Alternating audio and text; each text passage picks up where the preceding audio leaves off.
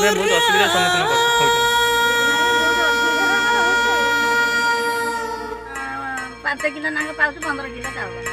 ବାର୍ଦ୍ଧକ୍ୟ ହିସାବରେ ଯେଉଁ ଭତ୍ତା ପାଇବା କଥା 35 କେଜି ଆପଣ ସେଟା ବି ପାଉନାହାନ୍ତି। ନା କିଛି ବା ନାହିଁ।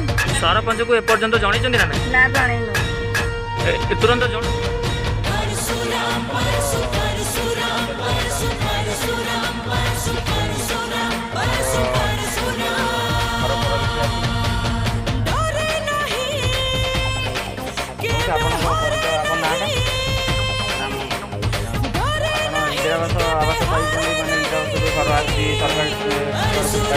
ନାଇଁ ପାଇନାହାନ୍ତି। ଆଉ ଆପଣଙ୍କର 60% ଦେଖିଥିଲୁ, ଆପଣଙ୍କର ଆଧାର କାର୍ଡ଼ ଦେଖିଥିଲୁ, ଆଉ ଭୋଟର କାର୍ଡ଼ ବି ଦେଖିଥିଲୁ, ଆପଣଙ୍କର ହେଉଛି 60+ ହେଇଗଲାଣି। ଆପଣ ବାର୍ଦ୍ଧକ୍ୟ ଭତ୍ତା ପାଇଛନ୍ତି?